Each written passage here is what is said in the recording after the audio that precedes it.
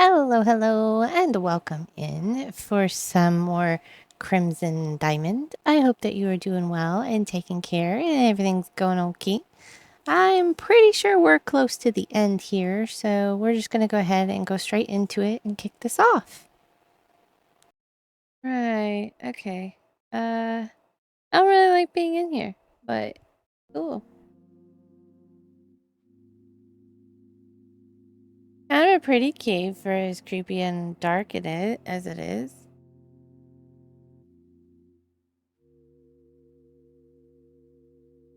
Look. The garnet mine's interior is much cooler than the outside. The air feels stale and still. You're grateful for the lantern's light, though the warm glow quickly gets swallowed up by the darkness. The opening you created to enter the mine seems to float in the air like a portal to another world. You can see a good deal of mining machinery that was left behind years ago, as well as a discarded shovel. I think this machine is some sort of crusher. You notice a particularly large red crystal embedded in a nearby boulder. Oh, gorgeous. Oh. You slip and fall into the distant, jagged depths of the mine. Yay! I died. Okay. Go back over here. Apparently that's not the way we go.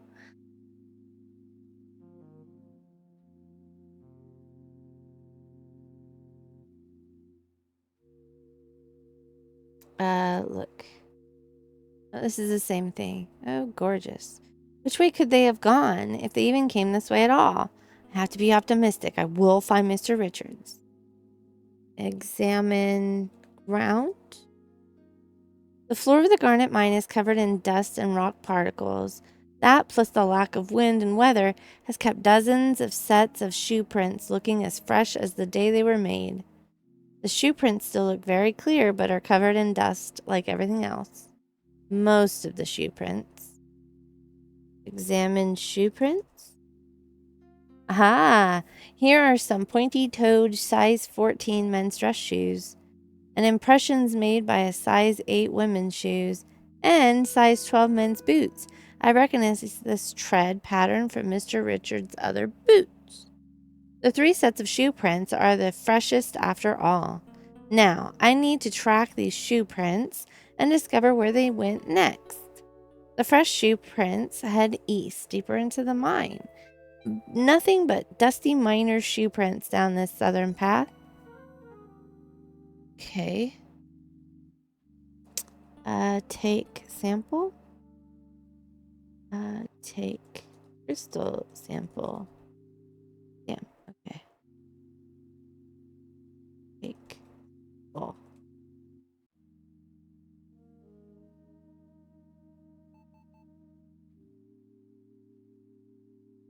Nice. Examine machine. Examine machine. From what you can see in the lantern's light, the machine consists of a hopper, a pair of flywheels, and other bits you can't identify. This looks like a jaw crusher. It would coarsely grind up the garnets, but more processing is required to grind them fine enough to be sold as an industrial abrasive. You also see discarded rocks of various shapes, sizes, and colors scattered on the floor under the machine.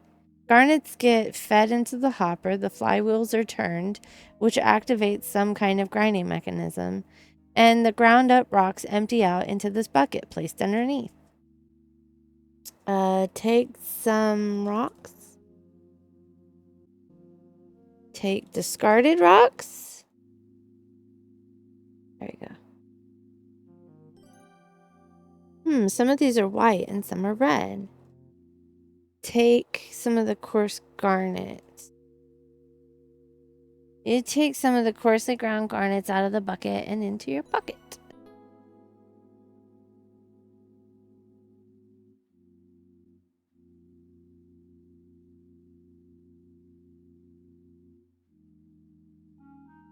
Gee, I'm glad I was able to track Nessa and Corvus down this path. I hope I can find Mr. Richards before it's too late. What the? Ah, what was that? Despite the terrifying rumbles and shudders surrounding you, you forge onwards. Game has auto-saved. Oh, great. Just as you reach this firelit cavern, your lantern goes out. Oh no, the lantern is out of oil. There's no turning back now. Sign your will, Evan. Sign my fake will, you mean? If you're so smart, why didn't you just forge Pa's will? Then you wouldn't have had to come up with this dumb scheme. If you were so smart, you'd know that Pa's lawyer is still alive. He'd pipe up quickly if an actual will from his client came out of nowhere. But this is a perfectly suitable backup plan. It's much easier to forge your will. If you do as you're told, I'll let you die quickly. Whoa, that's your brother, lady. Otherwise, you'll starve to death in the dark, and we'll forge your signature anyway. Nancy's on to you. You won't get away with this. We'll see about that. It'll be her word against ours. I have to rescue Mr. Richards. My first order of business is to distract Corvus. Hide behind rock.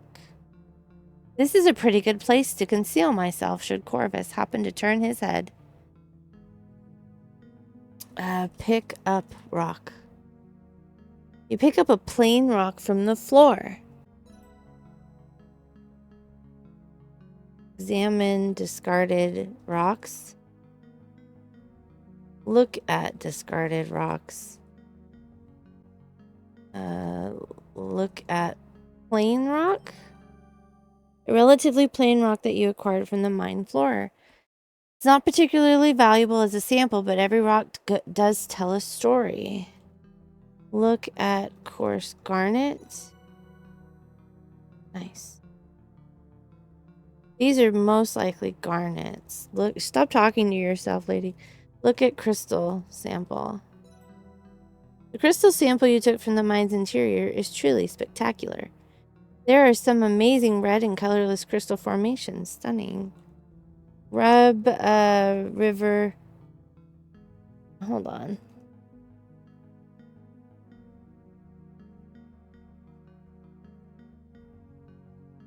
While you're reluctant to potentially damage Nessa's ruby brooch with the streak test, you reason that if it is indeed a ruby, you wouldn't be damaging it at all.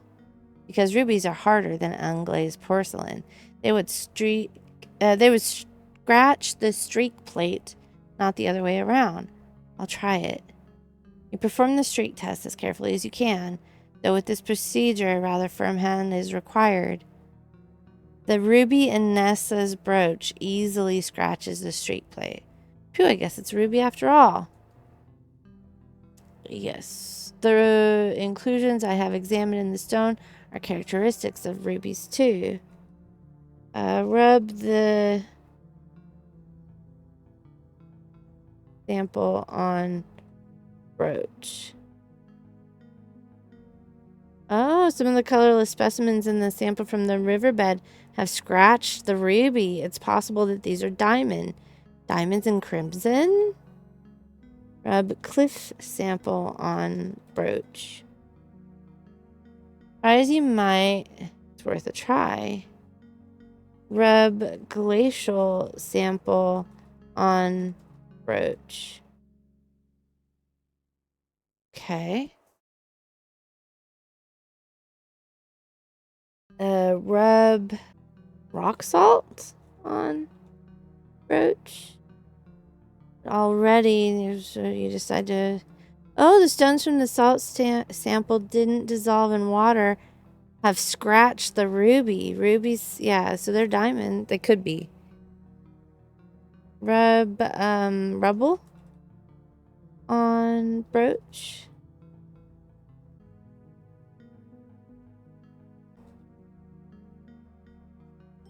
There we go. I'll need to obtain a sample with larger crystals. Already been accidentally scratched. Yeah, so, oops. Rub, plain rock on brooch. Hold on, Evan, I'm busy. They're not that easy to access. Cool. Rub discarded rocks on brooch.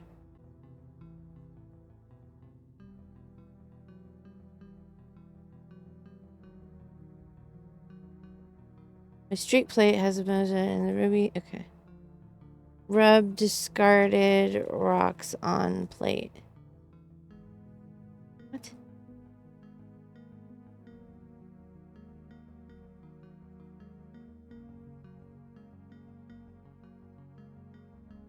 Is not making a streak. It's definitely not a garnet. Okay. Rub discarded rocks on brooch. Easily scratches. Yeah. Certainly must have jammed up the machine here and were tossed on the ground without a second thought. No one would think shiny red rocks are diamonds because diamonds aren't red. Then again, maybe they can be.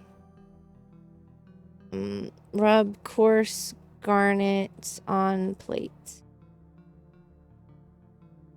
Streaks are white, just to be expected.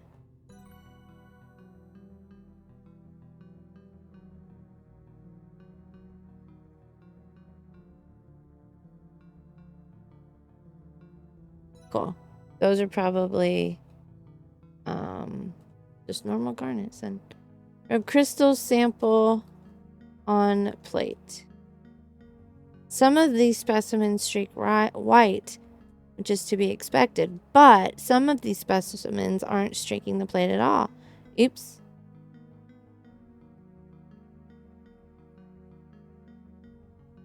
What are you doing back there, Nancy?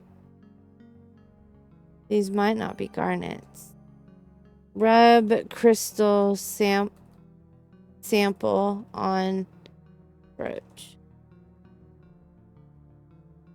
I suppose this could be a ruby, and rubies wouldn't scratch another Eek!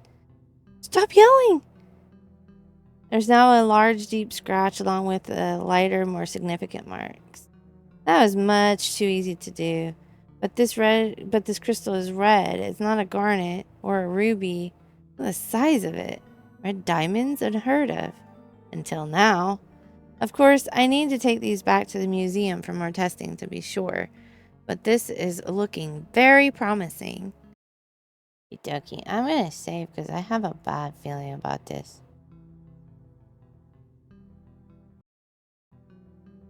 Okay. Throw plain rock down passage.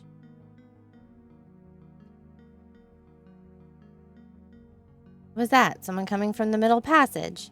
Thought I heard something too. I'll take a look. Oh no.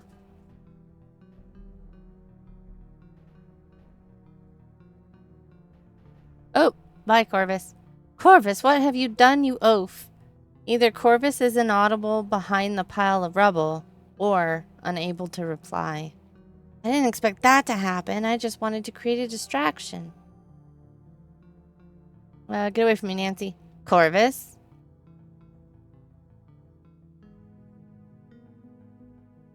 Let's see if I can free Mr. Richards while Nessa's preoccupied. 2 against 1 sounds like better odds. Maybe we can turn the tables on her until Jack arrives with help. You better be digging as hard as I am, Corvus. You always mess things up. Nessa continues to paw ineffectively through the rubble while chastising Corvus. Take her lantern. Take a lantern. Nancy! What are you doing here? You just don't know when to quit, do you? When I get over there, you'll wish you never meddled. Stop! Come any closer and I'll throw this lantern over the edge. You need the light as much as we do. No one can leave this cavern without it. Jack will be along shortly. It's over, Nessa. You can try getting away, but my dear little brother certainly can't. My God, look at her face. Don't come any closer. Stay where you are. You're trying to tell me what to do? How dare you? Why did you ever set foot in Crimson? Why? If it hadn't been for you... Nessa is overwrought and she can barely speak. She stamps her foot angrily. You! You're ruining everything. Oh, she's gonna bring the cave down on us. All of my planning, all that I've done, undone by you, you meddlesome slip of a girl. Nessa, be careful.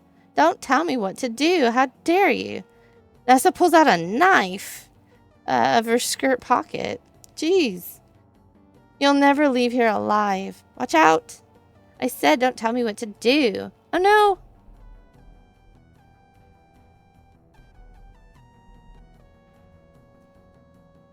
I can't move.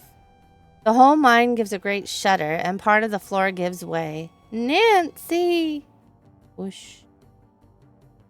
Nessa clings desperately to the edge of a now yawning chasm, which has already swallowed her knife. Ah! Yeah, I don't really feel sorry for you. Nessa! I won't stop until Crimson is a hole in the ground and I'm as wealthy as a sultan. Why would you yell that at me as I'm sitting here? Ah, Nessa. Worse than useless, aimless. You're vile and dull and will never amount to anything. I'm just gonna leave then. Nancy! Bye. I don't really feel too bad about that. Well, I suppose that's that. Mr. Richards stares for a while at the edge of the chasm. He then turns his head towards you. His expression is unreadable. Help me out of these ropes, will you? Yes, sir. Sorry, Evan. That was his sister. But like, I don't know. I was thinking of him and she killed Margot and she's gonna take the land from Nathan and yeah. Now that you can take your time, you're able to eventually free Mr. Richards from his bonds. Thanks, Nancy. Now what? I suppose we try to find our way out of here. Sounds good to me. Lead the way. Right. Please don't kill me because I killed your sister. Why does he walk like that? Wait, do you hear that? Hear what? We're in here. Help.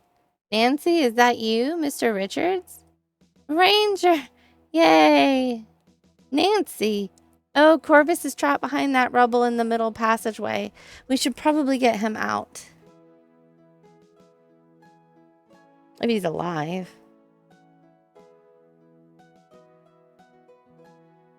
Working together, you eventually clear the rubble and free Corvus. He's a bit worse for the wear, but has only minor injuries. He cuffs Corvus just in case. Oh, where's Nessa? There was a cave-in. The ground opened up. She fell in. I'm sorry, Mr. Richards. It seems she did some pretty nasty things, but she was your sister after all. Let's get out of here. Good idea. She was gonna leave him to starve to death in the cave, man. Leads the way out of the mine. You feel incredibly relieved to be out of the mine. It feels like a great weight has been lifted off your shoulders. The automobile is parked down the hill. It's too bad Nessa got away. I don't like loose ends. Me either. I wonder if I could have done anything differently. It's too bad. I think I could prove that Nessa murdered Margot. I wish she could have been brought to justice. Let's go. Well, may have to do another playthrough of this sometime and see what I could have done differently. But I also kind of don't want to save Nessa. She was kind of terrible.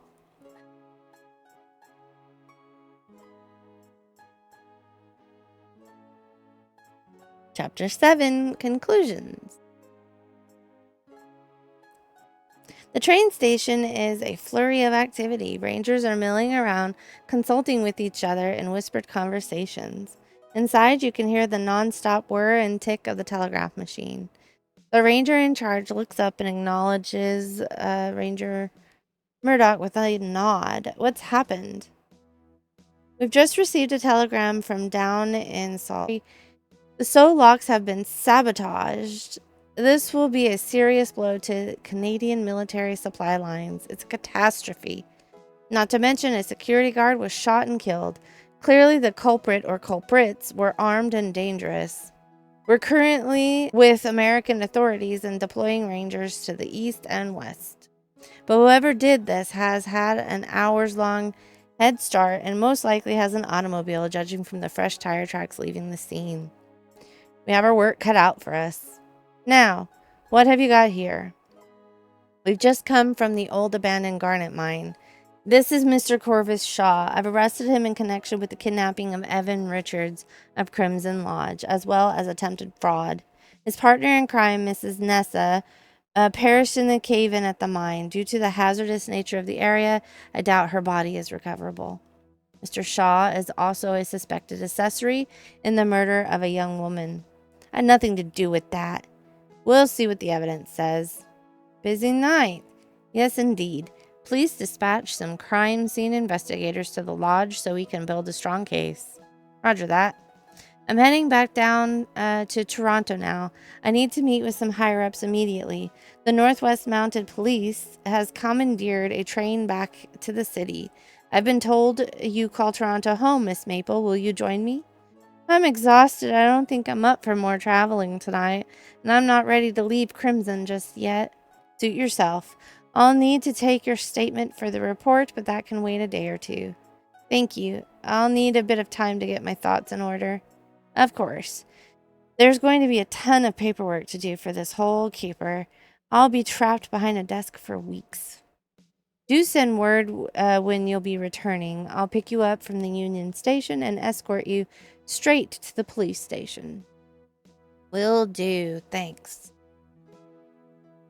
Nathan drives you, Jack, and Evan back to the lodge.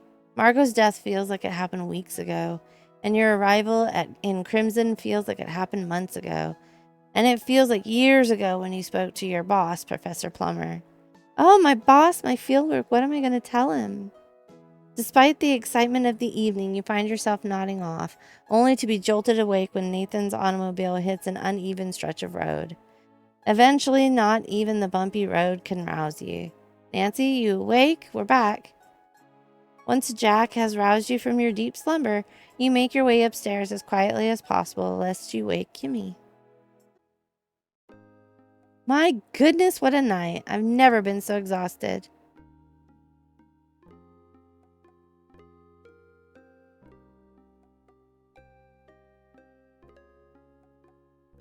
You climb into bed and are eager to fall asleep.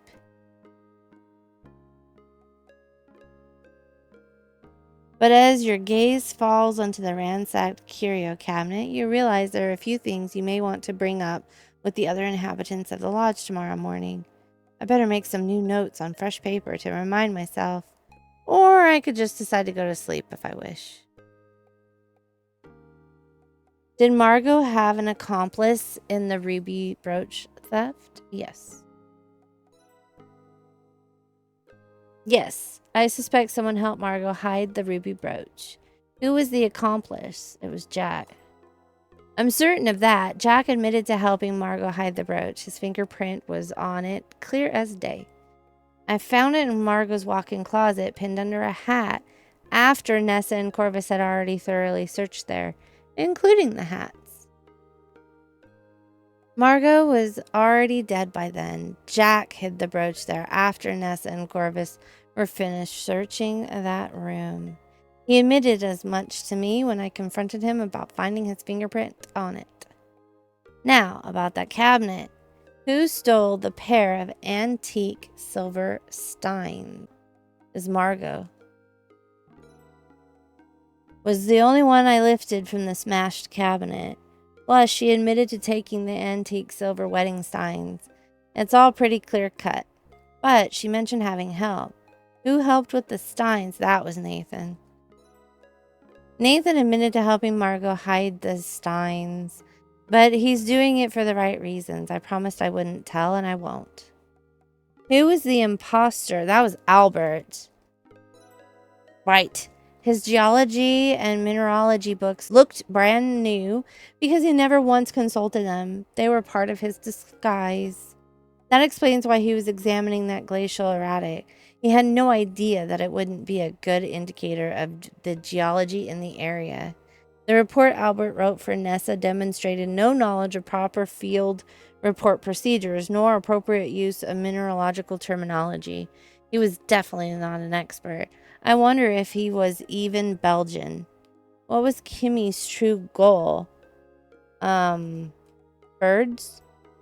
After everything I've witnessed, I'm pretty certain that Kimmy is just a keen bird watcher who probably had the worst vacation of her life. Everything and anything can look suspicious if you're looking for suspicious activity. Were Evan Richards and Nathan Cardinal friends or enemies? They were friends.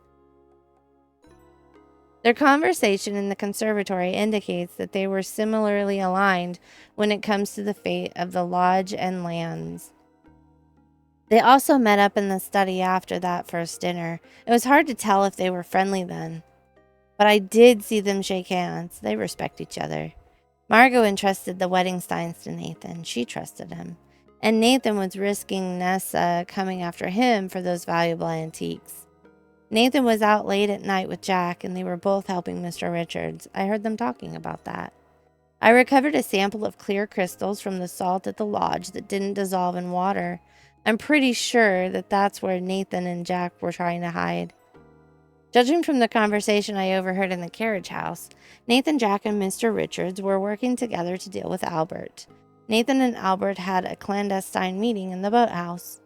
Nathan had paid Albert for the report that concluded the lodge and lands didn't contain diamonds. Nathan wasn't concerned about the truth. He just wanted to protect Crimson from becoming a mining town again. And Nathan helped me and Jack rescue Mr. Richards tonight. He risked losing his Indian status by revealing himself after having snuck off the reservation. He's a true friend. Mr. Richard is lucky to have him. Where were Jack and Nathan trying to conceal? What were Jack and Nathan trying to conceal? Diamonds? It is possible after all, but so far, that is only a hunch based on the samples I've gathered. I'll need to verify my hypothesis when I get back to the museum. I did see Nathan and Jack gathering something shiny from the riverbank, and I recovered this odd salt sample that didn't dissolve in water. These could be diamonds. The irony is Nathan and Jack were trying to conceal just the colorless stones, not the red ones. No one figured that some of the red garnets could actually be diamonds because no one knew crimson diamonds could exist. Red diamonds are far more spectacular discovery, and they were there the whole time under everyone's noses. Where did Jack conceal the suspected diamonds? In the smokehouse. I did recover these clear diamonds from the bag of rock salt, if these really are diamonds. The bag of rock salt in the smokehouse would have been the perfect hiding place. Who would guess? Were Margot and Jack having an affair? No, he was helping her with her injections. I'm quite sure Margot and Jack were just friends. He explained the meaning of their secretive meeting. He was helping her inject her medicine. Jack was a good friend to Margot, and nothing more. He told me so, and I believe him. What's more, the evidence I found backs him up. I found his fingerprints in Margot's medicine kit. What items suggest Nessa came to the lodge intending to threaten or harm Evan? The almonds? Mr. Richards is allergic to almonds, and Nessa knew that. She brought those Jordan almonds with her and filled that cut crystal bowl in the parlor. Overt as you please. Nessa wasn't just being a rude guest. She was a bully. But at least she didn't get away with it. You're exhausted and decide to go to sleep instead of pondering these questions. You wake up the next morning feeling refreshed and ravenous. As you make your way down the upstairs hallway, you begin to smell the inviting aromas of coffee and bacon. You enter the kitchen and find the other inhabitants gathered around the table, digging into a hearty breakfast. You join in. Morning light is streaming through the small window, causing motes of dust to sparkle and dance in the light. Mr. Richards is slumped in front of his plate, eyes downcast. Jack, you've already admitted to helping Margot hide Nessa's ruby. Sure did. You'd said before that you and Margot planned to sell the brooch and help pay for the lodge's upkeep. Yeah, she was trying to lay claim to the whole place, but she never lifted a finger to take care of it, nor sent a dime. You also said because of the state of things, you didn't see the point of executing that plan. But I think you should. What do you think, Mr. Richards? Sounds good to me. That would be a nice thing for Nessa to indirectly do. She certainly wouldn't intentionally do anything good for anyone else. You hand the ruby brooch over to Jack. Thanks, Nancy. Maybe I can get a new mop. You mentioned that Nessa had it out for Margot and that this was Margot's way of getting back at her. Yeah, but I figured it was because Nessa was afraid Mr. Richards would bequeath the lodge and lands to Margot instead. Oh, she sure was. Nessa was dead set on making Margot go away, so the lodge and lands wouldn't end up with her. Which they never were, of course. I'd promised all that to Nathan and his family. Always and forever. Margot understood. I will admit to worrying about the fate of the lodge and lands from time to time. But once I learned how much Margot loved it here too, just as it is, I worried less. But when that fisherman found that diamond... Yeah, that was trouble.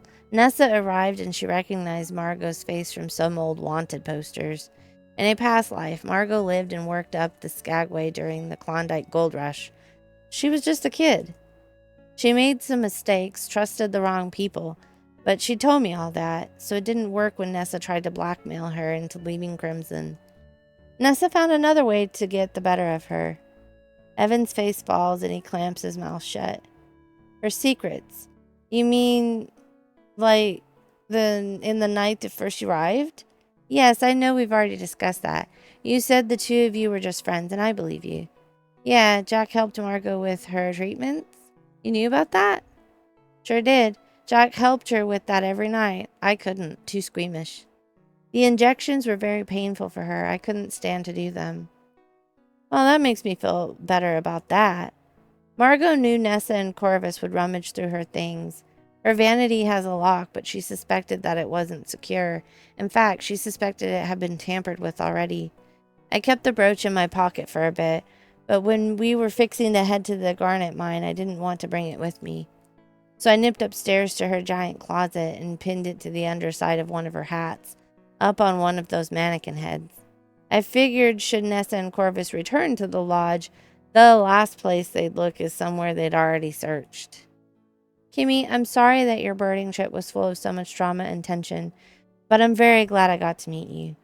Thanks so much, Nancy. That's very kind of you. Yes, this was one of the strangest trips I've ever taken. So much unpleasantness and tragedy. But I don't regret coming here. Crimson is a beautiful place. Margot was very kind. Jack and Nathan really helped me feel at home here, despite everything. And you, Mr. Richards. Yeah? I can see why you love Crimson so much. I love it too. Ah, that's real nice. Thanks, Kimmy. And Nancy, I'm very glad I got to meet you too. You're one of a kind, brave and clever. No matter what happens, I'm sure you'll make your dreams come true. Thank you. That means a lot to me, and I'll try my best. Nathan, I have to know. Yes? About the set of silver wedding steins. I brought them back this morning now that they're out of Nessa's reach. I really appreciate Nathan keeping them safe for me. Don't worry, he told me all about what Margot did.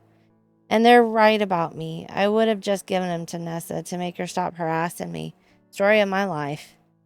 Never again. I was in the boathouse when you had your meeting with Albert. You were? Where? In one of the canoes, but never mind that. I saw and heard you buy a phony report from Albert. I feel like you had Mr. Richards' best interests in mind, but could you please explain that to me? Of course, I did that because I had Mr. Richards' best interests in mind, and mine as well. What's all this about? I didn't want to trouble you, Evan. Yes, I did pay Albert to write a report that stated there are no diamonds on the lands around the lodge. That would make the land worthless to Nessa, and she would stop bothering Evan and go home. Albert seemed to be not who he said he was. I've met mineralogists, and he wasn't one. I had a funny feeling about him, too. He was perfectly willing to prepare the document to say what I wanted for a price. I still have it, with Albert's signature and official seal. With Evan's permission, I plan on mailing it to the federal government. We can be free of these troubles once and for all. Yeah, let's do it. You weren't the only one who paid Albert to prepare a false report, Nathan. What? After Albert fled the lodge, I found a couple crumpled papers in his waste paper basket. We already told him, though, didn't we? The papers had writing indentations on them. I darkened them and was able to read what had been written on top of them. I read the report you bought from him, but there was also a version of the report that said that the lodge and lands actually did contain diamonds. Nessa and Albert met in the gazebo early last night. I saw Nessa hand him a manila envelope that she'd already paid him for. He said it would make her rich beyond her wildest dreams. Later, I found the original report she'd paid for in Corvus's satchel. I read it, and it said that there are diamonds on this land. You wouldn't happen to have that version of the report, would you? Actually, I do. Gah, good one, Nancy. Albert was clearly a fraud, looking to make some money by producing false reports. They could never be considered official. I'm due to meet with the ranger down in Toronto and be interviewed about everything that's happened. I'll be submitting this report as part of the evidence against Albert. I'll be writing my own field report about Crimson. Considering the circumstances, I think the government would be keen to accept my findings. I have to know, are there diamonds in Crimson? Mr. Richards, Nathan, and Jack exchanged meaningful looks. I think you and Jack are picking diamonds out of the riverbank. When I saw the two of you last night, I collected a sample from that area. I think Jack hides the little diamonds in the bag of rock salt in the smokehouse. I grabbed a handful of salt and it dissolved in the water. Some of the crystals didn't dissolve. I found some discarded garnets in the mine last night. They scratched Nesta's ruby's brooch. Only diamonds could do that. Nancy, there are diamonds in Crimson. We have to check the river banks regularly for ones that come down the river. Over time, we've managed to extract most of the gems that are in the ground, but soil erosion also reveals them. Every so often, we gotta go looking for more that have appeared. They're easiest to see by moonlight. Evan used to help us. In fact, he used to do it all by himself. Yeah, but it wore my back down. So now it's up to Jack and Nathan. Fortunately for us, not many people were around. It was a difficult secret to keep even then. Yeah, until that fish swallowed a whopper of a diamond, and that lucky duck fisherman caught it. Nothing but trouble that was. My goodness, I see. There's one last thing I want to know. Red diamonds aren't known to exist anywhere in the world. I think there are red diamonds here in Crimson. Am I right? Yes, Nancy, we know. Back in the day, those were just assumed to be garnets. No one really thought to look closer. Because, as you say, everyone knows that red diamonds don't exist. Wow, I'm speechless. You know what this means? It could be one of the most significant finds of all time. It would put Crimson on the map. Yeah, that's what we're afraid of. Oh, yes, I see. Nancy, we know that your field work is very important to you, and we certainly can't prevent you from divulging anything you may have discovered here. We can only ask you to think about what that news can mean for Crimson. We like it how it is now. I do too. Me too, and so did Margot. What'll happen now? That'll partially depend on you, Nancy. We all pile into Nathan's automobile except for Mr. Richards, as there isn't enough room in the four-seater. You sense he'd like some time alone anyway. He gives you and Kimmy a nod, then turns away. As the automobile trundles away from the lodge, you crane your neck and take one last look. I'm really going to miss this place in spite of everything. You turn and face forward. The rattling of the rough road makes it hard to think. The only coherent thought you manage to have is, what will you tell your boss? And what could that mean for your future? Do I get to choose if I... Thank goodness the bridge has been repaired enough to allow trains to cross it again. Repaired enough? You are traveling light, Nancy. I wouldn't be too concerned. Traveling light thanks to Albert. Okay, Nancy, the train's gonna leave soon. Be well. Oh, what about you, Kimmy? I've talked it over with Evan, Jack, and Nathan. I think I'll stay on for a bit. It's been so tense here. I want to relax, enjoy the birds. And the fall migration is starting in a few weeks, and the leaves will be changing color. I've promised Jack that I'll help with the lodge chores. I'll earn my keep. That's wonderful news. I wish I could stay longer too, but I've got to get back to my job in the city. Good luck, Nancy. I'm going to miss you. I'll miss you too, Kimmy. Be well. I'll miss all of you. Thanks for letting me stay with you, and please thank Mr. Richards too. We'll let him know. You're made of pretty tough stuff, Nancy. Jack's been telling me how brave you were down in the mine. We're grateful for all you've done here. Goodbye, Nancy. Yeah, bye, Nancy. Now go on. The train's not going to wait forever. Right.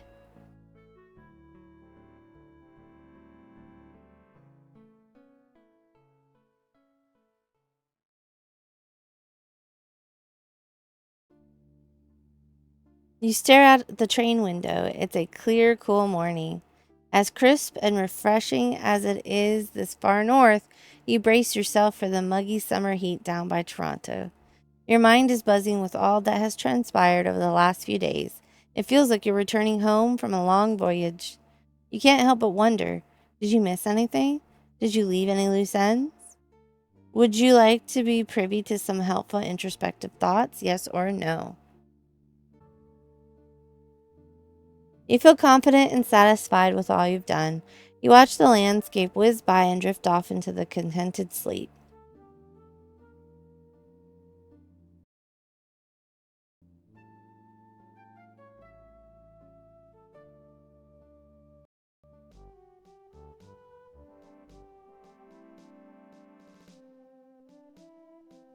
Oh, it's the ranger. Hello, Nancy. It's good to see you again. Would you like me to drive you home to rest? No, thanks. I'm eager to have my interview. Let's go. Right, follow me.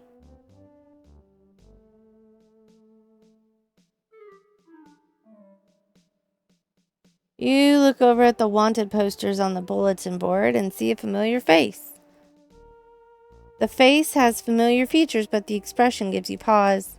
It's unmistakably Margot, but she looks scared and angry, and the name is different too. The Margot you knew was at peace, kind and caring. You feel fortunate to have met her when you did.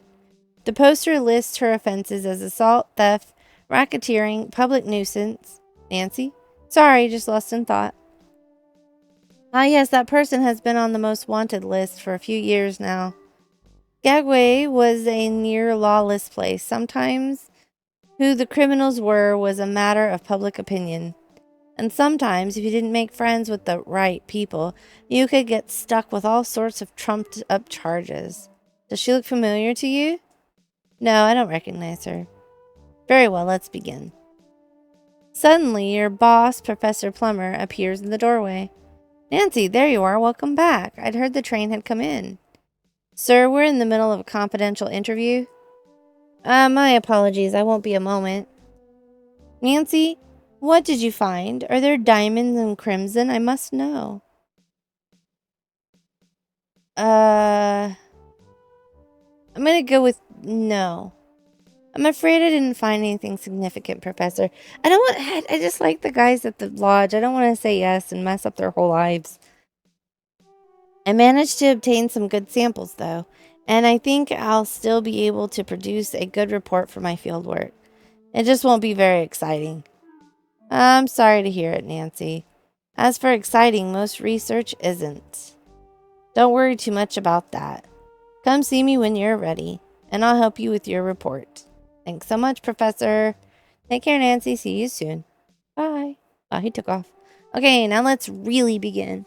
Any information you provide will be kept strictly confidential, of course. Thank you, I appreciate it.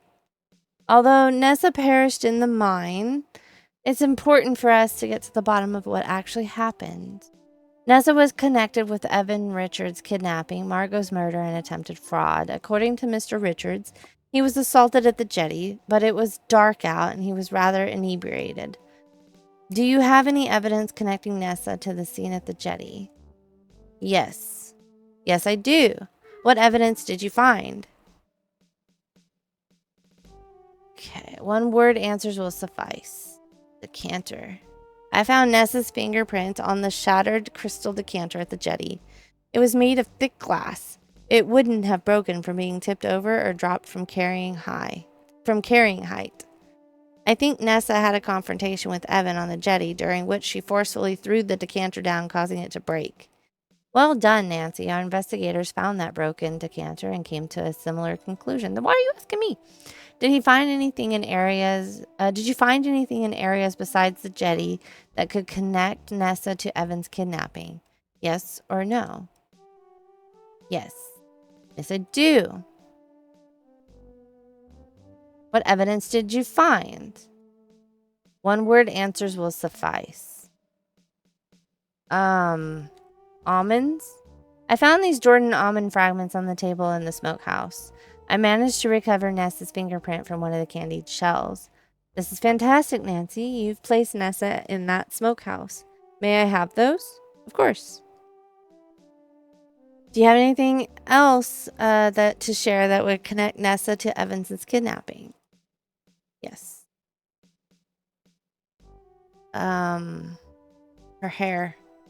I recovered these hairs from the woods north of the jetty. I'm pretty confident they belong to Nessa. You hand the long gray-brown hairs over to the ranger. Wow, our investigators didn't find any hairs. I'll send someone over to take another look. The bulbs of these hairs are intact. That means they needed to be ripped from the scalp with some force. That definitely implies she was part of the struggle in that area. I'm going to have to keep these hairs, Nancy. Why would I want them? The shoe prints. I found Nessa's shoe prints in the wooded area near the jetty. How do you know that the shoe prints belong to Nessa? I learned the shoe sizes of everyone at the lodge. She is the only one who wears that size and style of shoe. That's some good detective work. Sure. I tracked Nessa's shoe prints into the smokehouse. I think that's where she and Corvus temporarily detained Evan until they were ready to take him to the mine. I think that's all the information I have about Nessa and the areas around the jetty. Okay, let's move on. We believe Mr. Richards was being held in the lodge's smokehouse before being moved to the garnet mine. Do you have any evidence to support our theory regarding his unlawful confinement? Yes. Yes, I do. What evidence did you find? Rope. Yes, I found rope fibers on the floor of the smokehouse. I believe he was tied up and then taken away later. Yes, he said as much. All the evidence we can gather will help us build the case against Nessa. How did you figure out that Mr. Richards was taken to the garnet mines? If you're not sure, you can just say no or pass. It was the symbol that he drew. Yeah, he used jam from Jack's thumbprint cookies to draw a hidden symbol. The symbol was a red circle surrounded by a round red border. Red? It was raspberry jam. I smelled it. It smelled lovely. What? This symbol even resembled the thumbprint cookies, which I learned are called Hallengrata in Swedish, which means raspberry cave in English. And a raspberry cave could be a garnet mine? Exactly. Mr. Richards was talking about the garnet mines at dinner on the night I arrived. He said they'd been deserted for years. It was a perfect place for them to hide him. Mr. Richards told us that Nessa was attempting to intimidate him into signing a forged copy of his own will. Do you have any knowledge that might back up his claim? Yes. Interesting. The almonds. Mr. Richards is allergic to almonds and has been since childhood. It was common knowledge, and Nessa brought Jordan almonds with her when she returned to the lodge. I found shattered pieces of Jordan almonds in the smokehouse where I believe Mr. Richards was briefly held. I managed to recover one of Nessa's fingerprints from the remnants of the shiny candy shells. Stellar work, Nancy. Our investigative team didn't find that. What's more, there were more Jordan almond pieces in the cavern where Nessa brought him. There was no doubt in my mind that Nessa brought the Jordan almonds to the lodge knowing full well how dangerous they were to Mr. Richards. Maybe at first she only planned to intimidate him with them, but in the end, she was prevented from doing any worse. Let's move on to the Corvus Shaw's role. Do you have any evidence to connect him? Yes, that button. I observed Corvus wearing a striped vest with this exact type of button that very same night. If you examine Corvus's clothing, I'm sure you'll find that one of the buttons is missing on one of his vests. We did indeed make note of a missing button, and now we know what happened to it. It is a very good piece of evidence, Nancy. May I have it? Yes.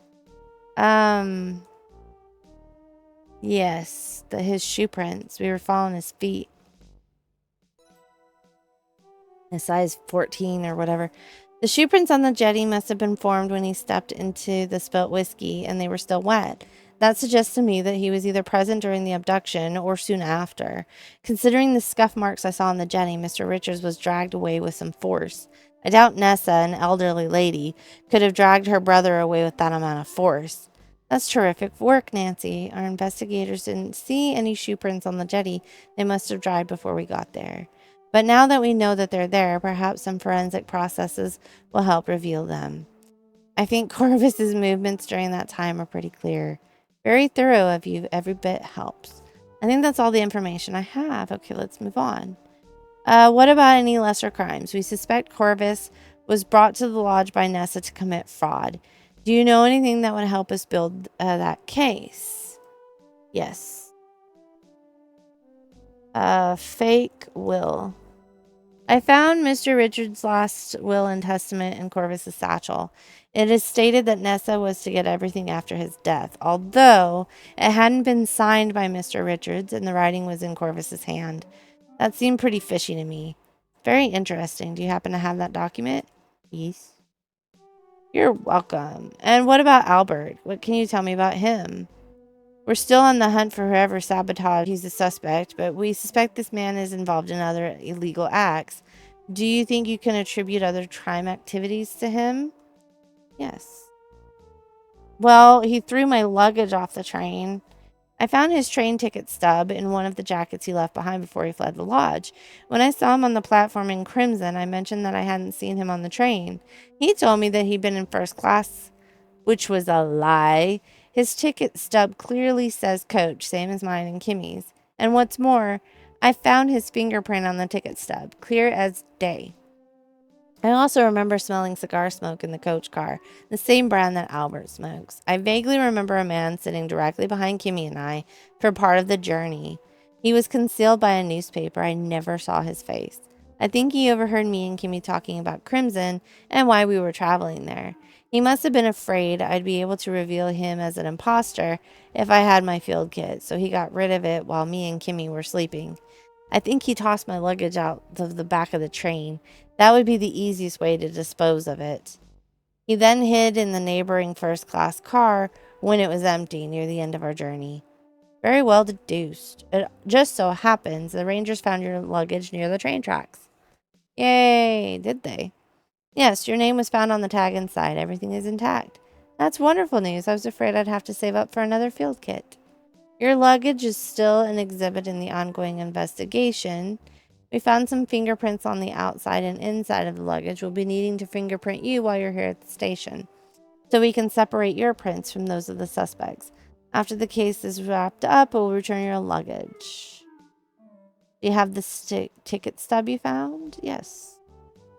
How about the cigarette butt? It could prove helpful. Yes. Reports. All his fake reports. Yes. One said there were diamonds. The other said there were none. Why would that be? I suspect Albert wasn't actually a mineralogist at all, and neither report is valid. He was scamming Nathan and Nessa. That's okay, Nancy. You're doing great. I found a field report in Corvus's satchel that was identical to the indentations on the paper in the wastebasket. I was able to read the full field report, and it's clear to me that he was just stringing terms together without knowing what they actually meant. Fascinating. You wouldn't happen to have that field report, would you? As a matter of fact, I do. It's not worth the paper it's written on. Any mineralogist would tell you that. The Geological Survey of Canada would never endorse it. I'll be writing my own field report, which I'm hoping the Royal Canadian Museum will publish. Ahem, sorry, I got a bit carried away. Back on topic. I saw Albert hand an envelope to Nessa during a meeting in the gazebo. She paid him handsomely for it. She said she'd paid for a report that says there are diamonds. He said the report would make her rich, which it certainly would have.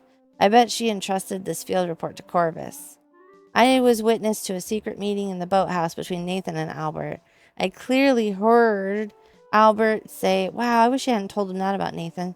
There were no diamonds. Nathan paid him for this version of the field report. My theory is that Albert was scamming Nathan and Nessa.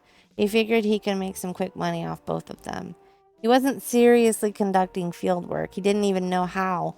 And he knew he'd be kilometers away before either Nathan or Nessa found out. Yes. If you have something else, just say... So, what about the bridge? On the way to the lodge on the first night in Crimson, Jack commented on how heavy Albert's set of luggage was. In fact, I found a tin of blasting caps and that Albert left in the lodge as well as a bullet. I bet most of Albert's luggage was dedicated to hauling explosive equipment, blasting caps and dynamite at least. He'd stored the blasting caps and bullets in the blue trunk in the upstairs closet. I found his fingerprint on the padlock. I found a stick of dynamite under Albert's bed. I think it rolled there when he was packing to hurriedly leave the lodge. Albert knew to store the dynamite separately from the blasting caps. He probably had training with explosives, or at least some prior knowledge. Speaking of items, do you happen to have this telegraph tape? I do. I have the bullet. No. And finally, Margot's death. Margot's murder. It does appear to be the case. We're looking into it. The glass. I saw Nessa bring a jug of a drinking glass to Margot. That stuck with me as suspicious because there was no love lost between them. Later, after some of the water evaporated, a white residue was left behind. Very suspicious. May I have this, Nancy? Here you go. Her hair. I took a sample of Margot's hair. I read that hair analysis can sometimes help determine cause of death. Do you have anything else? The jar. I recovered this jam jar from by the river. I think it's a key piece of evidence against Nessa regarding Margot's poisoning. There's a powdery white residue inside along with a bit of flypaper. I'd be very interested to learn what the residue is, though I wouldn't be surprised if it's arsenic. Really? Yes, the box for the flypaper strips warns that they contain arsenic. Pretty dangerous stuff. We'll find out one way or another. I found a fingerprint on the outside of the jam jar. It's Nessa's. This could go a long way towards connecting Nessa to Margot's death, and very possibly to ruling the death of poisoning. Excellent work. What's more, I overheard Nessa having a conversation with Corvus in the orchard. She admitted to soaking flypaper in glass jars to obtain poison, storing it in her flask, and tossing the jars over the waterfall. That's pretty incriminating, especially if the evidence can back up your story. Unfortunately, the flask was lost to us once Nessa took her fatal fall from the chasm, but the jam jar will hopefully provide more than enough information. I found this empty box of flypaper in the garden. After reading its tiny warning label, I discovered that flypaper contains arsenic. Jack maintains a supply of flypaper at the lodge, but this is the only box that was in the shed. And this box looks crisp and new, but empty. I suspect Nessa was stealing flypaper and extracting arsenic from it. An interesting theory. Nancy, may I take this box? Of course. It's all the evidence I have to show you. I firmly believe Nessa murdered Margot with poison. Even though she can't stand trial for her crimes, it's important that the truth be known. Margot deserves justice. You clearly feel very strongly about this. Were you a close friend of hers? How I felt about her doesn't matter. What happened was wrong. I agree. We'll get to the bottom of this, Nancy, I promise. You head home after completing your interview with the ranger and immediately set to work on your field report. You write at length about the samples you've obtained, the observations you've made, though you do leave out a few details, such as that there are diamonds in crimson, and crimson diamonds at that. The professor proves to be enthusiastic and patient mentor, despite his mild disappointment at the unremarkable findings. You impressed him with your attention to detail and hard work. Together, you produce an impeccable field report that is published by the museum and eventually endorsed by the Geological Survey of Canada. Your first publication, Nancy, a real feather in your cap. Weeks pass, soon you're immersed in your regular life. You become an expert in the filing system and even suggest some ways to improve it. You find yourself missing the fresh air and roaring waterfalls and rushing rivers of crimson. You wonder if you'll ever hear about how things are going up there. Until one day, there you are, Nancy. Oh, the kitty's still there. I thought today's newspaper might be of interest to you. You start reading the newspaper. The largest article is about Nessa. It's a rather unflattering profile that delves into her various misdeeds and labels her the Crimson Villainess. The article describes the kidnapping of her own brother and murder of his paramour, as well as fraud. Most of the information is taken from statements given by the investigating rangers, as well as details you supplied to the rangers during your interview. You're not mentioned by name. You're relieved. You feel safer this way, though Nessa had no surviving relatives. Except her brother. The same article states that Corvus Shaw is being charged in connection with Margot's murder, as well as for Mr. Richards' kidnapping, assault, and attempted fraud. You're relieved to see no other mention of Crimson anywhere, not even in the smallest news items. You figure no news is good news. There's a mid-sized news item about significant delays due to a major mechanical failure. Supply lines through Canada have been badly compromised. There are rumors of embedded German spies sabotaging the Canadian war effort, and indeed they are attempting to claim responsibility for the damage. Your heart sinks. You wonder if you could have done more to prevent such a disaster. You skim the rest of the newspaper, but nothing else catches your eye. That's a relief, I suppose.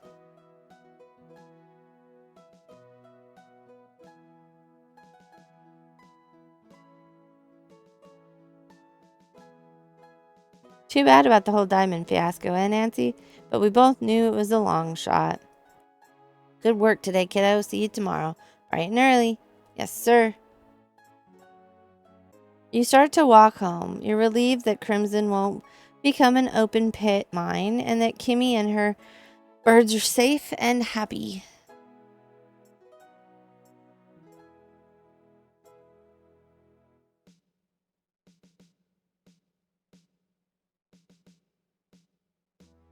Hiya, Nancy. Another late night, eh? I've got a bit of stew saved for you. Keep it nice and warm on the stove. Thanks, Mrs. Williams. I'm starving. Go on in, lass. I'll serve it up. I'll be down in a bit. Okay, lass, take your time.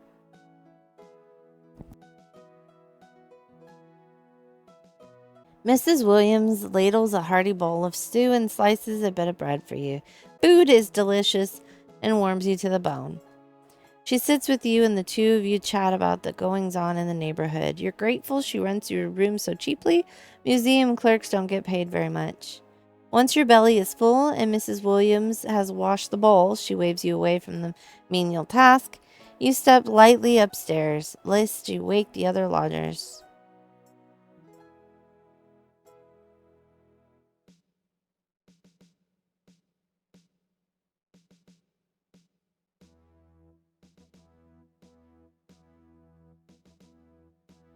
You fall asleep as your head hits the pillow. You're exhausted, and tomorrow will be another exhausting day. But every exhausting day is another step closer to making your dreams come true. Well done, Nancy. The next morning,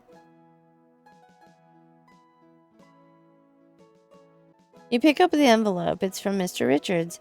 There's a bit of bulk to it. You're surprised the envelope fit under the door. You open the envelope and read the letter inside. The letter reads, Dear Nancy, I hope you're well. Me and Jack are doing well, and so's Kimmy. She's been helping out around the lodge. I'm grateful. Kimmy still plans on staying on to see what the fall bird migration will look like in Crimson. I've told her about the birds I've seen in previous years, and she seems excited. You're a good soul. Now that things have calmed down, and I've had time to rest and think on things, I wanted to say thank you. I've got no doubt you'll make your way in this world and succeed on your own terms. And thank you especially for caring about what happened to Margot and doing something about it. What happened down in the mine, well, I hope you've moved on from that. I have. I'm just relieved that Nessa will never intrude on my life ever again. Thanks. My gal Margot lived a whole other life before she met me. I know all about it, she told me.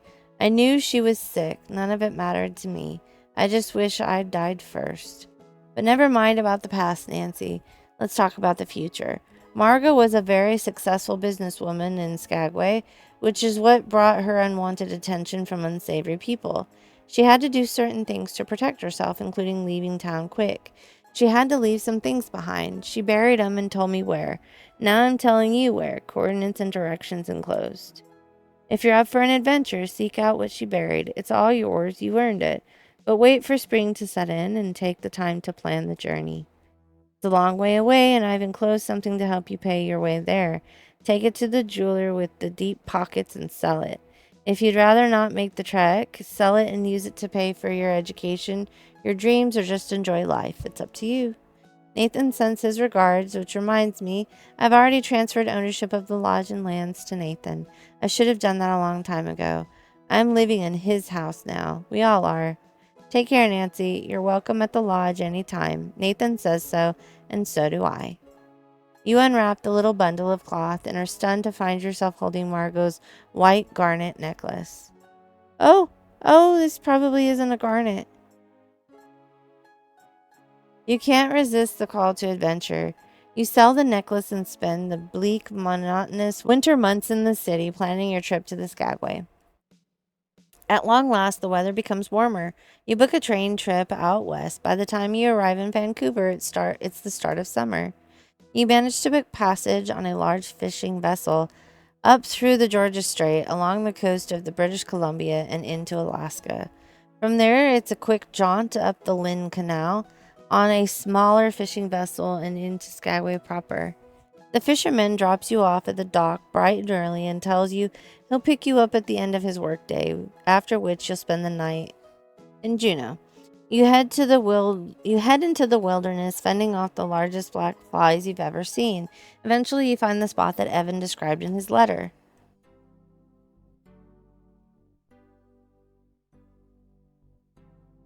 This is it.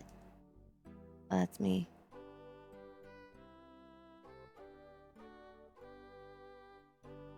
Dig.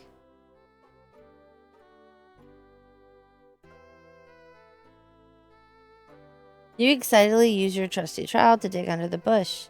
You don't have to dig very far down before you hit a wooden cigar box. Inside the cigar box, you find a purple velvet drawstring bag and an envelope. There's a letter inside the envelope. You unfold it and start reading aloud. If you're reading this, it means I never made it back here to retrieve this box. That could be for many reasons, but the two that preoccupy my mind are the following.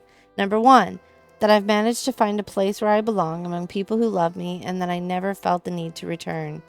The other reason is that I'm dead. But seeing as this is the middle of nowhere, I'm going to hope that you're someone I care about and that I told you about this. Whomever you are, friend or stranger, whether you came on this by love or luck, you're welcome to it. All I ask is that you tell no one where it came from, because I did find the contents of this bag near Skagway in a secret spot. One day I hope this area will recover from the harm that was caused by the gold rush, by people like me. That is my fervent wish, and that nature reclaim Skagway and the waters will run clear once more. Be well. Signed, Margot. You carefully open up the drawstring bag. Inside you find gold nuggets of varying sizes, the largest of which is as big as a walnut. Oh, wow. You take the bag of gold nuggets and put them in your pocket. It doesn't feel right to leave the box empty. With the flash of inspiration, you realize exactly what you should do. You place your samples from Crimson into the cigar box. Well, the ones with the diamonds in them, and particularly the ones with crimson diamonds. Back into the ground where they belong. I'll keep your secret, Margot, if you'll keep mine.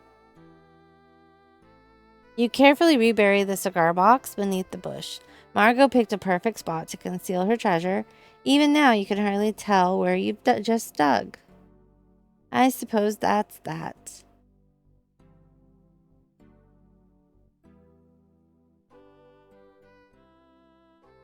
You take one last look at the mountains, rolling hills, and wonder what Margot was thinking and how she was feeling as she stood in this spot.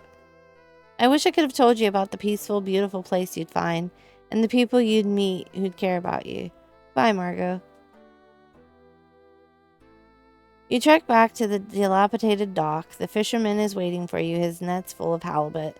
You thank him for waiting, tell him you had a lovely hike on board his vessel. It's time to go home. Yay! I got an achievement for Margot. You couldn't resist keeping one of the blazingly bright red crystals. Yay! Your assumptions were all correct and supported by what you've seen and learned. Bravo! You scored 24 out of 24 during your pre-departure ponderings.